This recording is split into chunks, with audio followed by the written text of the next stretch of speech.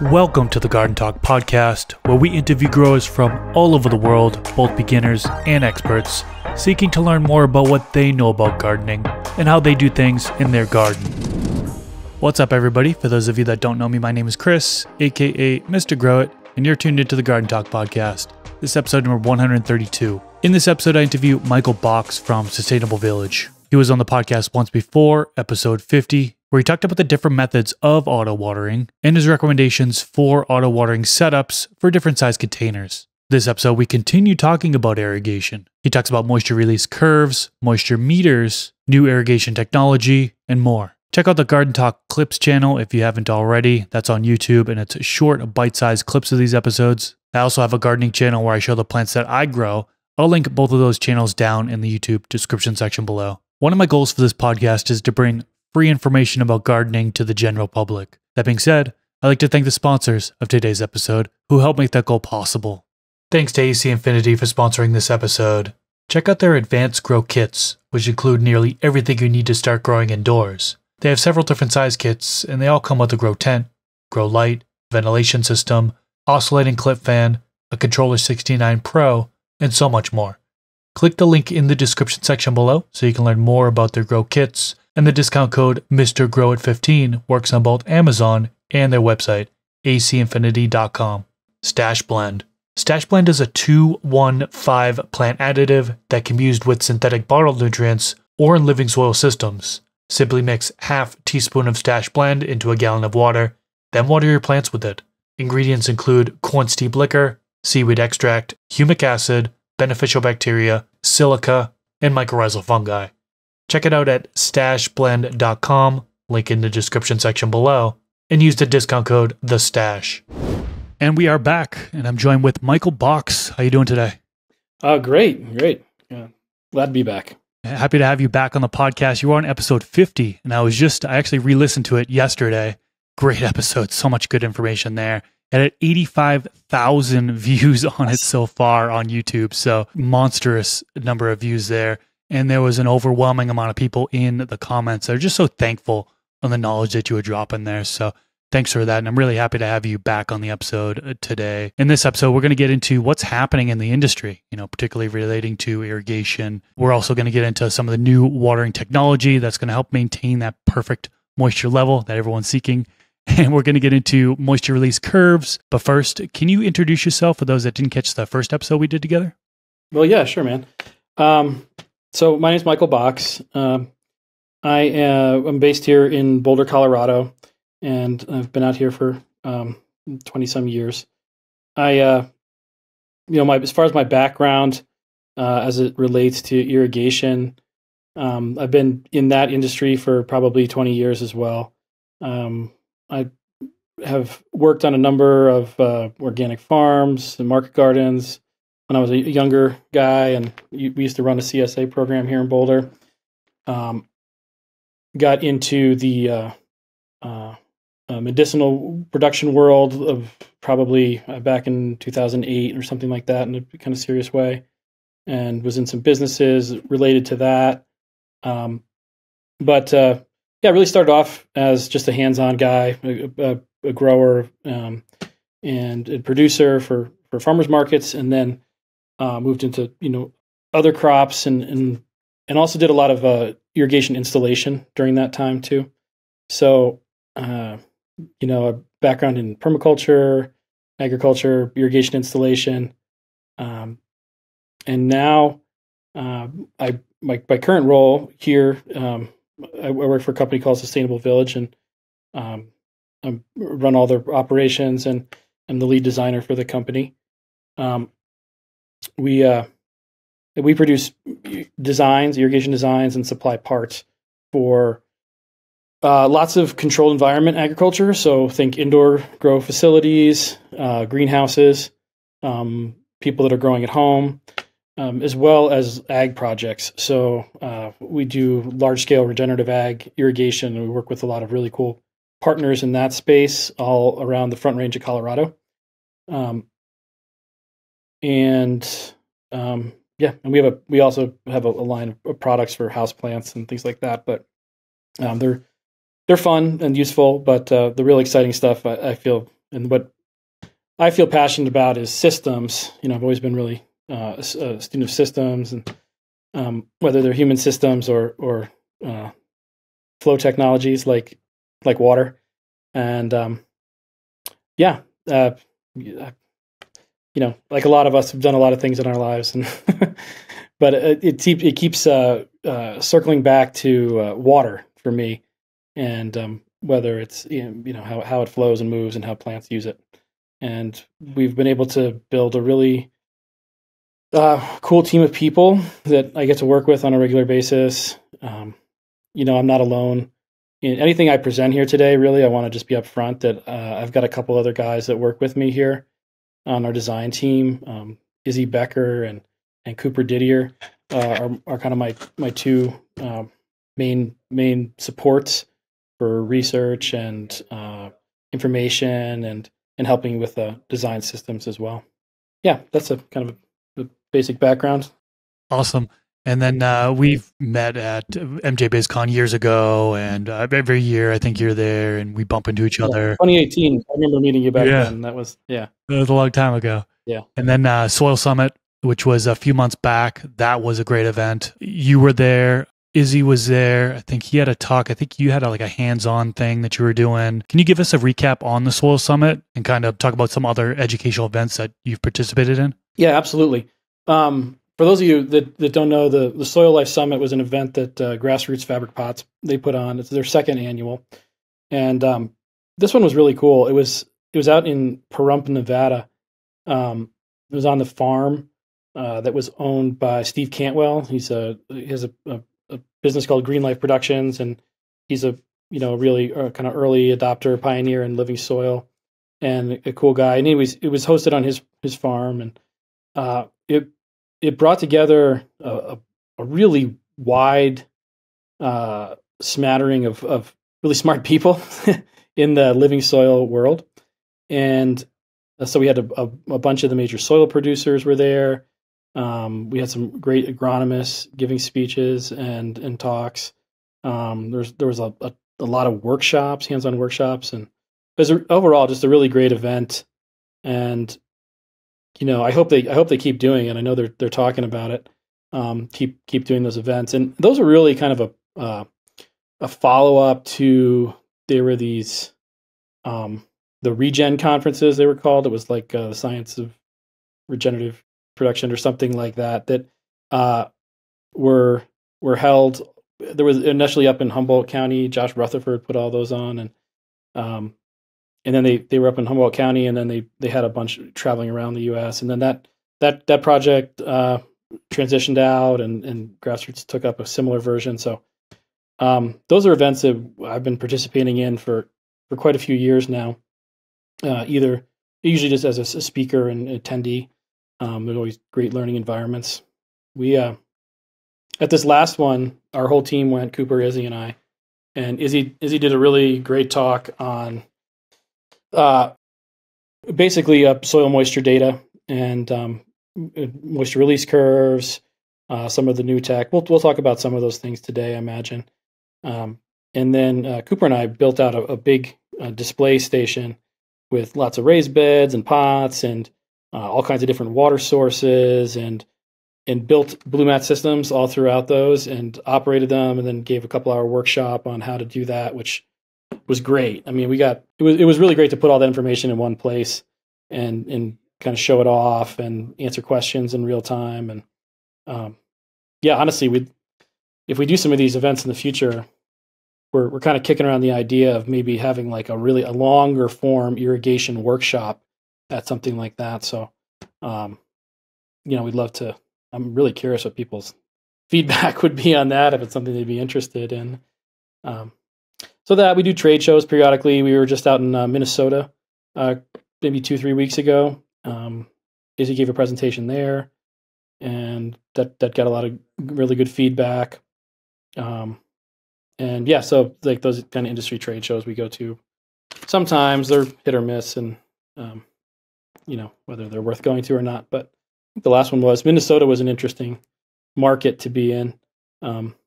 Like a new state that recently changed their laws to allow different kinds of growing. So those are always kind of fun places to be there, to be where there's new people that are learning for the first time. Yeah, what did you think of the Soil Life Summit there? I thought it was great. I was able to catch Izzy's talk, and it was loaded with information. Actually, I'd like to get him on the podcast if he'd want to come on. Maybe you can hook me up on that avenue. But he had so much good information. The moisture release curve, which is what we're going to get into here in a little bit. I remember him talking about that. And I didn't get a chance to attend the workshop, but that whole summit was fantastic. And I'll definitely be there next year if it does happen. Now, before we get into the moisture release curves, is there anything else happening in the industry, particularly related to cultivation or irrigation, that you want to talk about? That's a good question. We're in a unique position here because we work with cultivators all over the U.S., Canada. We have a lot of big projects in Australia right now. I just sent a big system to Thailand this week. So we're all over the globe actually working with growers, and so we get to talk to a lot of people and see what they're up to and what their pain points are, what their struggles are, how they're doing, what kind of prices they're getting for products, things like that. And so it's a cool spot to be in. We also work with a lot of the different soil companies. So most of the other major kind of living soil companies recommend our products, and so we have a lot of get customers through that and clients to work with. What's happening, man? It's all kinds of stuff's happening. Depends on which state you're in. There's markets that have had like these legal markets for long periods of time, and they're really established markets. We're not seeing as many like new facilities going in there. Like Colorado's a good example. There's not a ton of new projects happening in Colorado. We do, even though we're based here, we do probably 95% of our work outside of here. And the ones that do go in those established markets are very large. So, it's not crazy for us to be working on 100,000 square feet of, indoor production in some of those markets, which we do with more of our kind of traditional drip irrigation designs and engineering. The places that are the most fun to work are states that are newer markets, or kind of markets that have something's changed or shifted, and there's like a kind of revitalized energy around it. And you get these kind of like medium-sized facilities, and a lot of them are in greenhouses. And again, back to that living soil piece, like a lot of them are living soil growers that are growing like a boutique product that might fetch a higher price. We like to, I like working with those folks too, because they're always the newer growers are always really open to new ideas, and not to say that seasoned, experienced folks aren't either. I mean, if they're still successful, they probably are pretty open to new ideas. It's sometimes a little easier to talk to the empty cup versus the one that's already overflowing. You know what I mean? And yeah, I mean, we could go on about specifics there, but it's been I think the last year has been really challenging. I think overall that industry was kind of in a bit of a slump last year, and a lot of the folks that are in other kind of ancillary businesses like ours that maybe provide soil or lighting or nutrients or whatever had kind of tough years in 2022, 2023, and I think it really speaks to I think a great thing to do is like look around and see who's still operating, as businesses that are kind of providing services in the industry, and also the growers and suppliers, and who's still operating. And not to say that lots of really good people that knew what they were doing weren't able to continue running a business, but the ones that are still operating probably have a pretty good product and know what they're doing. And if they stuck it out through those last couple of years, I think this next year is going to be there's going to be a bump. I think there's going to be a kind of an upswing in sales and all products related to that, and to the actual material itself. So yeah, I think I look forward to 2024. We're already seeing kind of a pretty massive spike in what we're doing just in the last 2 months, which is typical for like springtime. We always see a big boost in sales and in projects being actually launching this time of year. But yeah, I'm just seeing more and more. I'm seeing more and more home growers really doing their thing, and that's a group of people we've always worked with closely, for irrigation and helping them kind of automate their home grows and free up time and have better success and better yields and better product and all that. So that group of people, that home growers, they've been with us for a long time, and we don't ever forget that. And I'm really excited to serve them even better moving forward here. Yeah, the home growers, that's really most of the audience listening into this right now grow at home, whether it be indoors or outdoors. And yeah, talking about the industry and how there's been struggles, we've seen it particularly with lighting companies getting closed down left and right. I mean, there's been a handful of companies within the past couple of years that have closed down, and it's sad to see, but hope we go back to an incline here where as far as more and more states legalizing it, more and more people getting into it, so on and so forth. So we'll just have to kind of wait and see. No, totally. And like our strategy with that, with staying alive in there is that constant innovation piece. Like, look what we're doing and look what's going well. What are the problems? And like, okay, how do we go and solve those problems? And, get a better product and really just staying on the ahead of the curve as much as possible, always looking at new tech as it's becoming available or we're developing it. And yeah, again, you look at like lighting companies, a lot of them were doing the exact same thing, right? They were kind of selling very, very similar products and coming out of the same production facilities, maybe overseas or whatnot. Yeah, I think innovation and forward moving is a good strategy for staying alive in a competitive world. I completely agree. So we're going to get into new technology here in a minute, but first I want to get into moisture release curves. Now, that's something that I don't think a lot of my audience is really aware of. So talk to us all about moisture release curves. A moisture release curve is a graph, it's a chart, and it's got X and Y axes, right? So a vertical and a horizontal axis.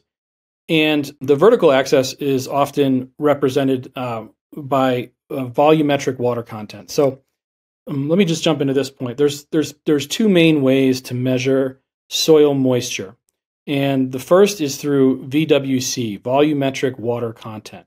So your VWC, and the second is soil moisture tension. So these are two different data points that you can pull out of any soil solution, and they're going to give you different numbers in different units of measurement. So volumetric water content is the percentage of water that is made up of the soil. So maybe it's 50%, right? So a soil solution might be 50% water or 40% water or 30% water. So by volume, it's the 30% water. And there's a lot of really cool data that you can pull out of that and strategy that can be developed based on that information. The second way to measure soil moisture is through tensiometers. And tensiometers are devices that measure pressure. So what those devices usually look like, well, honestly, they look a lot like the blue mats do. It's a ceramic tip, like a ceramic cone with a tube on top of it. And then attached to that is some sort of pressure gauge. So as the soil dries out, it creates a negative pressure inside that tube, and then that negative pressure is expressed as a vacuum. So it'll read in units of pressure, and it's often measured in centibars or millibars, which is just as a little something to note. 1 bar is equal to 1 atmosphere of pressure, or 15 psi. And it's like the metric style of measuring pressure. So we use the psi and standard measurements, but then in metric it's in bars. So a millibar is 1/1000th of a bar, or a centibar is 1/100th of a bar. So these are these units of pressure that are measured. And most of those tensiometers either measure in centibars or millibars. So if we jump back to the moisture release curve itself, we have that vertical axis that's measuring percentage, and we're having the horizontal axis, which is measuring millibars. And what we see is there's a graph that gets expressed on this, and that's it's a curve, and it starts high on the vertical axis, and then it will be steady for a little bit. So that indicates a really high percentage of water, and when it'll be flat for a little bit, and that'll translate to a low tensiometer number. And when it's flat at the top, that indicates full saturation. So you're at a point of runoff. So if any more water was added, it would immediately run off out of the pot. And then that curve, it's flat for a little bit, and then it falls off precipitously and plunges down. And that's the soil drying out. So as the percentage of water drops, the tension, the soil moisture tension starts to grow, and it drops off pretty steeply, and then it starts to kind of ease that curve off, and so you get this kind of nice rounded piece of the graph, and then it flattens out. And that when it flattens out again, very low on the graph, that's your permanent wilt point. So the soil has dried out. There's no more moisture left in it. And each soil medium out there has a unique moisture release curve. So it's almost like a fingerprint for each soil. Has its own particular moisture release curve. And there are methods for determining what a custom blend might be specifically. A lot of major manufacturers of soil have that data that you can get. There's also some pretty clear. It's pretty standard for certain soil types. So they'll measure it in sandy loam soils or like bark. They usually use as one of the controls, like pine bark. But then cocoa or peat or engineered potting soil blends that use organic material, which would kind of be like a living soil mix, something that has perlite and either peat or cocoa and compost in it. And they all kind of have different shaped curves, and they dry out in different ways. And why this data is really interesting is you can determine the moisture release curve of a particular soil medium or soil composition, and then find that chart, and then understand what are the targets that we want to hit for irrigating that particular soil. So when do we want to start an irrigation event, and then when do we want to stop it? So if we say we irrigate a cocoa based soil, it's going to start at one point. The irrigation's going to turn off. It's going to be high up on the percentage and low on the tension, and then it's going to start to dry out, and it's going to dry out, and it's going to dry out. And it's going to get down to a point that's approaching the wilt point, which we don't ever want to hit. And then when there's a point on that curve where we can kind of identify it very specifically, and we can say that's our trigger point for another irrigation event, and it's going to go back to the top of that curve and go back down again. So we're keeping the moisture level within a window where it is plant available, and because we don't want to oversaturate it, because then it's not going to be plant available and it's going to do harm to the plant itself. And we don't want to dry it out too much because, again, we're going to do harm and damage to the plant. There's some other factors to look at too, which is the nutrient content in your EC in the soil.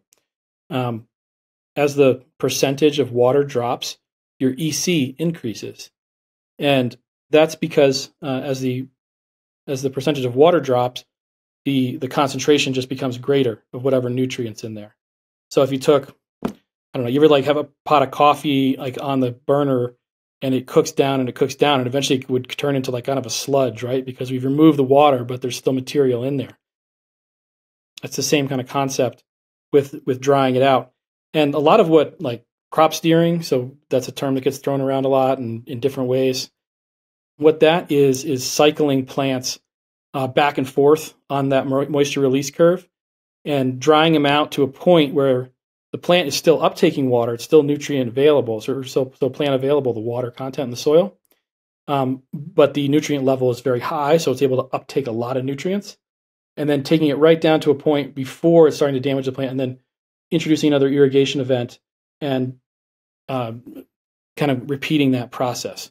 So it's this kind of pulsing cycle that, looked at over time is up and down and up and down. And so it's dry, wet, but within a very specific band of measurement. So, if you're measuring intensiometers and you're using millibars to measure that, something like a cocoa has a pretty large window. You might be able to start irrigating when it dries down to 70 millibars, and then you want to irrigate back until it hits about 10 millibars, which is very wet, and then let it dry back down to 70. More of like a peat-based living soil kind of thing. You're gonna start irrigating around 100, between 100 and 120, depending on the composition, and water it down to like 40 or 50 millibars, and then repeat that process. And yeah, there's some really cool stuff that happens in there to the plant. You get these generative cues that are introduced to the plant when you cycle it through that dryback phase. So it's, one of the other terms get thrown around a lot is like drybacks. What's your dryback? Are you doing this? And what we're looking at is running the soil down that moisture release curve, and drying it out. And why do we do that? Well, we don't want to dry it out to a point of wilt. That stresses the plant. It's going to be permanent damage. It's going to impact yield. It's going to impact vigor. It's going to, all that stuff. But by drying it back to just before the point where we're hitting that, we're introducing the concept of stress. We're not actually stressing the plant like on a real level, but we're letting the plant know. And I'm going to I'm going to turn the plant into a person here for a second, and we're introducing that concept of stress. And when we do that, it's kind of reminding the plant that, hey, there's an end to this. There's impermanence that does exist, and it'll can trigger doing it within certain windows, like having a longer dryback period will help induce flowering in a plant. Keeping it in a narrow, wetter band will keep a plant in a vegetative state longer. But by drying it back a little bit more, we're going to see we're giving it a generative cue. So we're telling the plant, hey, it's time to start the second half of your life cycle. It's time to start producing flowers, and to start fruit set. So there's things with moisture levels that can be done to manipulate those functions in the plant. I know that's a lot. And there's a lot, you can kind of take each one of those little places there and jump off and talk more about it and talk about specific strategy that's species specific or strain specific even. But that's the general concept of a moisture release curve. I appreciate you breaking that down for us. We have lots of people that do drybacks or drought stress, precision stress in that method in order to, try to achieve several things, right? Whether they're trying to stress out the plant to have more secondary metabolites or what. Now, the numbers that you mentioned there, it's 70 millibars at that point to irrigate, and then it'll go down to 10, which you said is considered wet. Is that using the Blue Mat moisture meter? I was told, now I hear so much conflicting information online where I believe the general range for those meters would be you want to stay in between 50 and 100 millibars. Is that not correct? Or what would be the ideal range to stay in?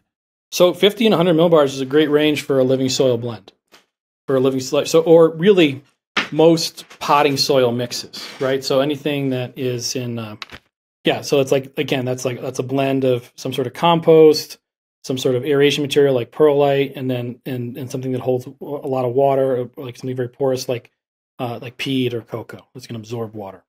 That 70-10 range, that's if you're running pure cocoa. So that's more of like a hydro kind of application. It dries out quick. Cocoa dries out pretty quick.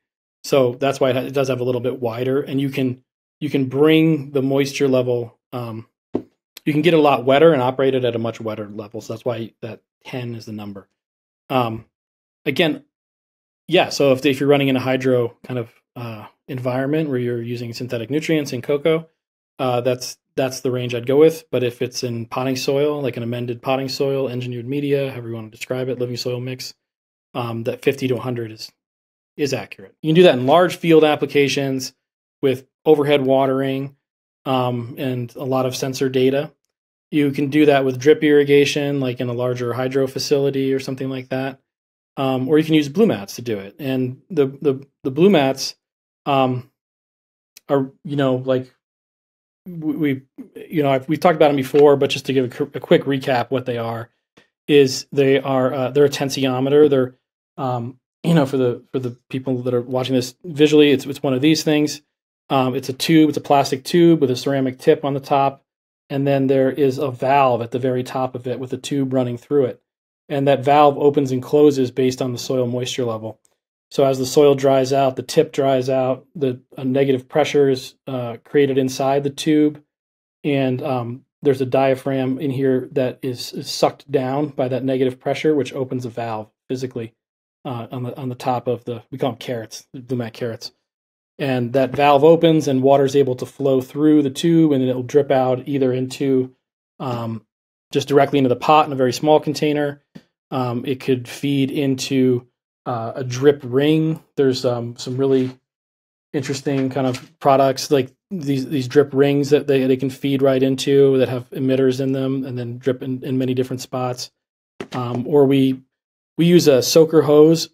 We call it Blue Soak, and it's made out of Tyvek. It operates at really, really low pressures. And anyway, so these are the water delivery mechanisms. And the basic functionality is that soil dries out, a valve opens, the system waters up to a certain trigger point, then the water turns off, and then you get that dry back. So again, that's the same thing with that moisture relief curve. You're watering, the soil's getting wetter and wetter towards the top of the curve. The water turns off, and then it dries back, and the soil dries back and dries back and dries back until it hits a lower set point, and then it turns itself on. Now, if you're using some sort of like digital sensor or something like that you might have that's operating a pump or solenoid valves in a drip irrigation system to turn it on also. So those are some of the more sophisticated ways of doing it with traditional drip irrigation and more expensive electric. There's lots and lots of sensors that can do that, some better than others. And again, when you're in that vegetative state of growth, you're keeping it wetter in a narrow band of wet, and in the flowering state, and particularly in stretch at the transition point, you want to have a bigger dry back period there too. And what we found with the blue mats is that they kind of do that on their own. So when they're placed in the soil and operate, when the plants are smaller and they're in veg, they are keeping it in a pretty narrow band because they're able to water and keep up with that moisture level. So it's a much more static wet dry period in veg. And then as soon as the plants hit stretch, they start consuming water much faster. And then it takes a little bit of time for the blue mat to catch back up. So without adjusting anything, you're getting longer dry back periods during the stretch and flower periods when there's more water consumption. So when you want more dry backs, they're kind of automatically doing that, and cycling through that moisture release curve, and really they're kind of doing this automatic crop steering just on the individual containers. Got it. And for anyone wanting more details on blue mats or what blue mat setup to use for each container size, we did all of that in the last episode. So I urge you to check out the last episode that Michael and I did.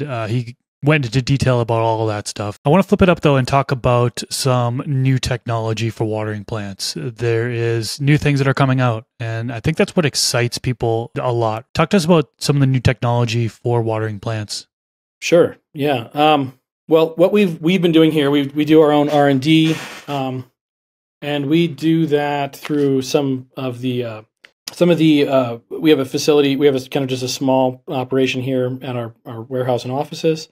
A lot of the people we know and work with have their own home grows, and then there's quite a few larger commercial growers, either here in Colorado or in other places of the country that we'd like to collaborate with to really do all this R&D. So, the process that we go through is, usually one of the guys here at the office starts messing with some idea at home, and then we try to replicate it here in the office, and then we send out a bunch of systems and do some pilot programs with a bunch of different folks. And we've had really cool that's how we've done a lot of stuff, honestly, is in collaboration with the customers that we work with. And the big thing that we've been doing is with blue mats, because that's kind of our wheelhouse mostly, is to preset the blue mats. So in the past, when you would get a blue mat carrot and you would set it up and you hook it all up to the system, there'd be a process where you would dial it in. There's a little brown cap on the top that you can spin, and it changes the flow rates and stuff like that, or the moisture level that the system turns on and off at. And what we're doing now is we kind of built a station here at our office where we're able to set them here ahead of time. And like visually here, it's like we will set them and then we put a cap on the top. We put this protective cap on the top. And underneath that, I'm just going to pop this off. Underneath that, we'll put a few marks. So there'll be a red mark and a blue mark on there. And what we can do now is when these things come in the mail, all you have to do is soak the bottoms, screw the top on, and it's going to be set to produce a certain moisture level at a particular pressure. So the pressure on the back end of the system, say it's a kind of like the full pressure, like 12 to 15 psi. If you keep it right at this blue mark here, lined up with this fin piece, if you keep it at the blue mark, you're going to hit a certain moisture level. Like that's about where you want it. If you're running it off of gravity, so you only have 1 to 2 psi, you're going to move it closer to the red mark on there. And we've produced a chart that has a kind of all these corresponding values that represent the back end pressure, where this dial should be set. And it's really just like a quarter turn of the dial that you're ever going to be moving through. Yeah, so that's kind of the newest thing we're doing. And what that allows us to do is send out carrots for just a few plants in the basement, or for hundreds or thousands of plants in a facility. And each one of these carrots is going to go into each one of the containers, and they're going to produce extremely consistent results from container to container. So without any real dialing in process, you're going to hit extremely consistent moisture levels for every container in the space, whether it's 6 or 600. And then you can then manipulate the moisture levels just by changing the back end pressure on the system. So if the pressure going into the system is, it's coming in at 15 psi, and everything in the room is at like 40 millibars, and you want to kind of dry that out to like 60 millibars as your low end, you would just drop that back end pressure down to like 7 psi, and that's going to automatically change the moisture level of every pot or every container in the space. And it seems like a simple thing, but it's really revolutionized the success for growers that are doing it, because it takes the human error part on someone that's new to using blue mats just right out of the equation. So that human error part just kind of becomes a much less of a factor. And it makes the whole systems way more kind of plug and play. You don't get the kind of overwatering that might have come, or flooding or anything like that with setting the blue mats incorrectly and getting overwatering. That's been eliminated with this process. And then really just redesigning the water distribution piece. So I mentioned the drip rings. We have them in a 5-inch and in a 10-inch also. So anything up to like a 5-gallon pot would go with the 5-inch, and then kind of your like 10 gallons up to 30 gallons would go with one of these 10-inch rings.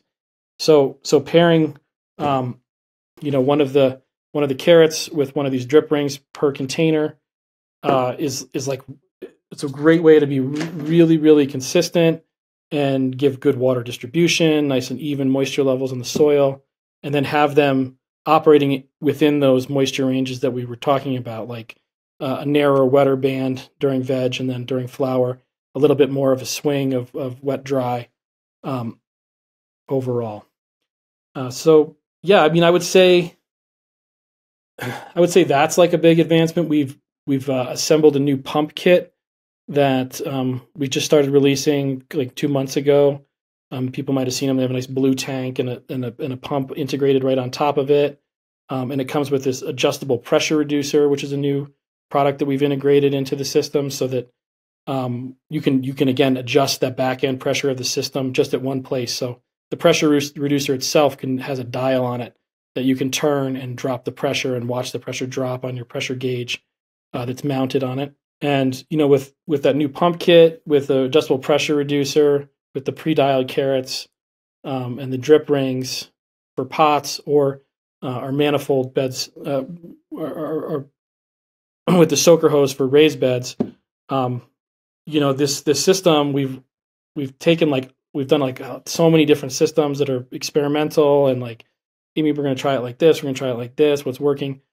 I feel, after hammering away at this stuff for 6 or 7 years now, we've gotten to a place where we have a really awesome kind of line of really simple designs that are scalable and consistent with what they're going to deliver.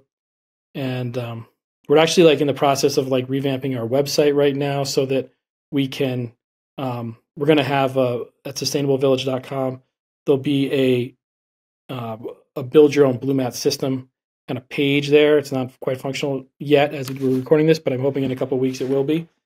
And for the smaller systems, for up to like a 10 by 10 grow space, you could go in there really easily and customize your own system and just order it right online without even really having to talk to anybody. And you're going to get a package in the mail that has everything you need, from pumps to supply lines to the carrots themselves and the water distribution. So that kind of like suite of technology and services we've been working on for pretty much consistently since the last time we talked 2 years ago on this show, and has gotten to a point where we ran it through like a year of pilot programs with home growers and commercial facilities, gotten feedback, made some adjustments, and now we have, like I said, that kind of like that suite of products that and designs and tech to give people like an awesome experience from irrigation perspective. And like, I'm a water nerd and an irrigation guy, and so for me it's really exciting, especially to take problem points that were like, man, this is a real pain in the butt, and put those into you really solve those pain points and get a design out that's easy and makes people successful, and it's going to result in significant yield increases and healthier plants and way more free time. And that's the innovation you were talking about earlier. It definitely sounds like it makes things easier for the end consumer, and less mistakes happen. I know a lot of people who get the blue mats and just dialing it in, it's that little tinkering that needs to get done. It's tricky for them. So having a preset blue mat is pretty awesome. I do have a question in regards to that. I think I know the answer to it, but I'm still going to ask. You have it dialed in, it's preset, so it's watering your plant as it needs. If you want to add in, say, microbes, for example, so you have like a quarter gallon or a half gallon of water, and you just pour it right onto the top of the medium. So it's going to make that medium more moist, right? More wet. So it's going to lower the millibars, right? Now, is it going to throw off the preset blue mat, or is it going to dry back to that certain range that it's in as far as moisture level? Yeah, no, you're answering your own question. It will not throw off the preset blue mat. So like your question's about liquid inputs, and it's really, really common way to do things is to run clean water through the blue mats, and then if you want to do a liquid input like a compost tea drench or just a nutrient drench or anything like that, that's fine. That's no problem at all. You will bring the moisture level down, or it'll become more wet for a short amount of time. but the blue mat will just turn off, and it'll stay off until it dries back to its trigger point. So the trigger point is really about when does the blue mat turn on, and then when does it turn off. And that is, yeah. So no, it doesn't affect it. Is the short answer there. And I think you nailed it. Okay. And then you also talked about PSI, and I know there's some folks that are hooking it up to their spigot, for example, and they're doing it like of an outdoor setup, and they have a pressure reducer, so they're dialing in that PSI to 15 or whatever they set it to, right? But a lot of folks are growing indoors, and they're just doing the gravity fed, so they're hooked up to a reservoir. So they don't really have control over that PSI in a sense. Now, in our last episode, we talked about, you had mentioned that when you're setting those blue mats, it's best to have your reservoir half full and then dial it in. That way, when it lowers, you're kind of getting less pressure. Or if you increase the amount that's in the reservoir, that's a different pressure as well. Now, will that throw off the preset blue mats to the folks that are doing gravity fed? Should they have their reservoir half full, then install the preset blue mats? Or does that not matter anymore because it's preset? Well, what you do there is exactly right. Because really what you're doing for your water source, when you look at your water source, you have a few different options. You can either come right off of a pressurized water source like a hose bib and go straight into a pressure reducer and knock that down to 15 PSI, anywhere from 15 to 2 PSI. You can use a pump kit, like a pre-assembled pump kit that's basically going to do the same thing. It's going to create a constant, water source is under constant pressure. Run that through another pressure reducer or through a pressure reducer and kind of hit that same consistent level. Or you can achieve that constant pressure with gravity. So the calculation for that is 1 psi equals 2.31 feet of vertical head. So for every 2.31 feet of vertical elevation that the water is above the soil surface, that's 1 psi. So we like to see about 2 psi to get good uniform operation. They will function closer to 1 psi, but I'd like to see 2. So figure 5 feet, 4 to 5 feet of head. Yeah, you can just do that. You can use a 5-gallon bucket. That's like a popular thing. We send out these bucket kits. You can use a plastic tote from Home Depot or whatever. Just drill a little hole in it and put a bulkhead in it, and then run off that, and have your supply line creating that kind of constant pressure. And as far as the preset carrots goes, I'll pop this top off again. There's, like I said, there's a blue mark on it and there's a red mark on it. And these are all in relation to this. There's a plastic fin right there on the top. And so when your back end pressure is higher, like off a pressure reducer, you're going to put it towards that blue mark. When it's drier, or when the lower pressure, like a 2 psi, like off of gravity, you're just going to want to turn that to the red mark. And like I said, these things come with this plastic cap snapped over the top, this protective cap. And there's actually a little key that we have now too. I don't have one sitting here, but there's a little key that inserts into this hole, and then you can just turn it, and you just move that between the blue and the red to do that without having to remove the cap. So, if you are running a gravity system, they're going to come set with at the blue mark. But if you're running the gravity, you just adjust it so that the red mark is lining up with that plastic fin piece there. And we have some really nice, kind of like infographic style instructions that go along with this that will show how to manipulate that, and also a chart that's part of it too that'll show, you look at your back end pressure and the moisture levels you want to hit, and then where to adjust it within that range between the red and the blue mark. So yeah, that's for gravity systems. We would just move it towards the red mark. Nice. Well, yeah, it sounds like it makes things a lot easier for the home grower, and I'm all about easy. So I'll have to see if I can get my hands on those things. So what other advancements in irrigation technology do you anticipate in the future? So what we're doing with the blue mats, and we do this with other things too, and other people do it. It's that sort of holy grail of irrigation is all about plant demand irrigation. So using some sort of sensor to trigger irrigation events. And again, that's really happening with the blue mats. I would say that the place where the blue mat isn't as effective is in like large scale outdoor applications, because of some of the flow rates involved, some of the materials involved are a little more prone to UV degradation, or like they get chewed up by animals and things like that. Anybody that's growing outdoors, we have strategies for coping with all of that if they're in containers. But if you're in direct soil, like native soil applications, things like that, the blue mats aren't necessarily the best choice. So, I see just the evolution of sensors. There's like all kinds of different moisture sensors out there, whether they're the volumetric ones or tensiometer based ones, or there's a third kind called solid matrix sensors, which are a type of tensiometers that are used in clay soils, like clay-based soils, like you would use outside in a large-scale field or something like that. I mean, some of the stuff I'm excited about is like completely not related to, that indoor industry that we've been talking about. It's more like we're in the regenerative ag space. I design systems using a product called Kifco water reels. They're these large water guns that can water anywhere from like 1 to 60 acres at a time.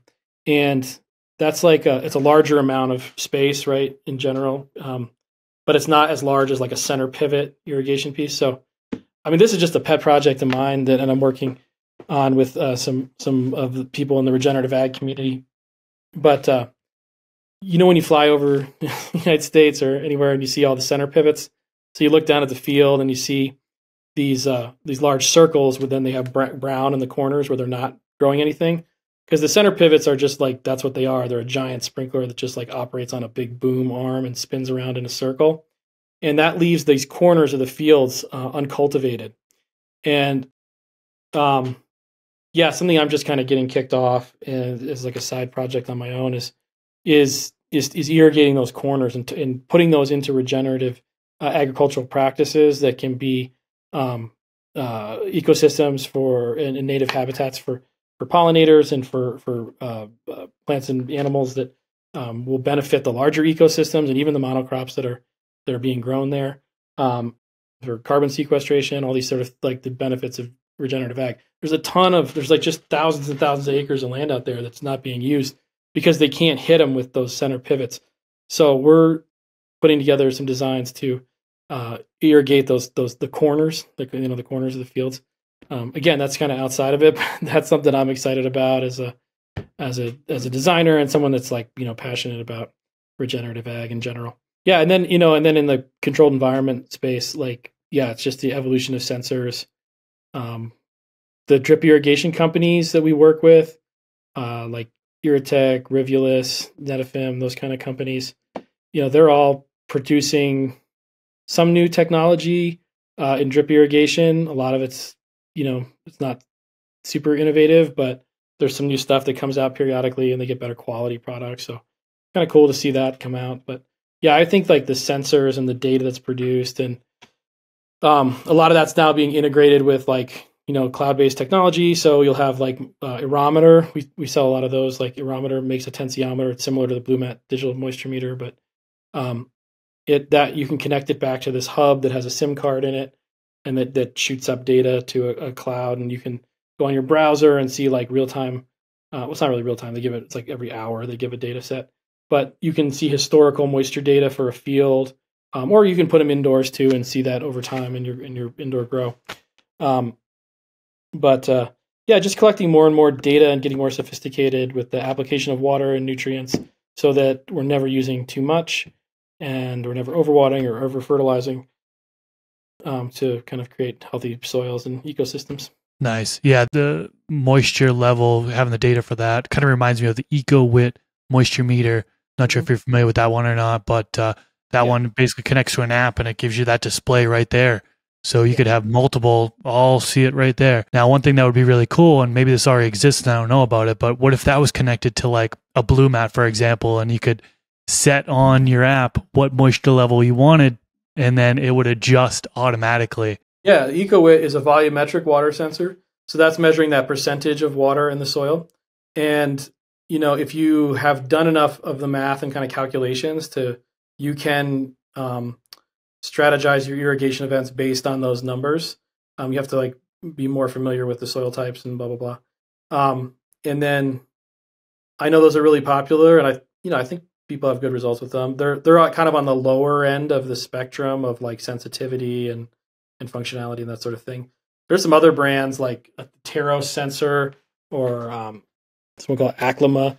And these are like kind of more higher end lab grade ones that give really specific results. But that's exactly how, a lot of growers will do crop steering within like hydro systems if they're in rock wool.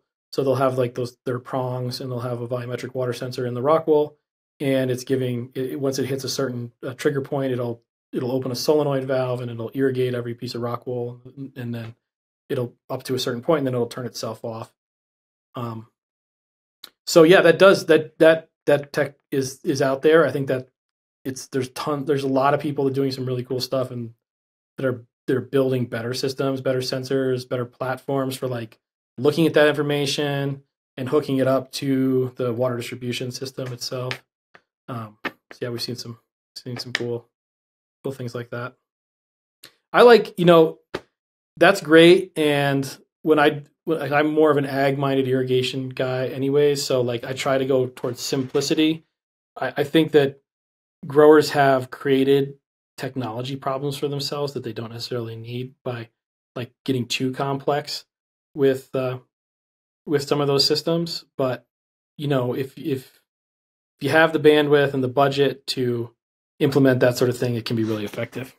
I completely agree with you. And it's kind of funny sometimes hearing you've got people on both sides. Some people are like, oh, I'm hand watering, be with the plants, know the plants, versus automation and kind of being hands off and be in the garden less, So whichever way you decide to go about it, that's up to you. I overall think it's exciting to see this technology in this space. And I'm a person who would actually implement it in my garden without losing touch of the plants. I love getting in there and breathing on the plants, giving them some fresh CO2, But now, good stuff. A lot to look forward to. Appreciate you coming on today for the second time. Can you tell the listeners how they can find you and what you have upcoming in the future?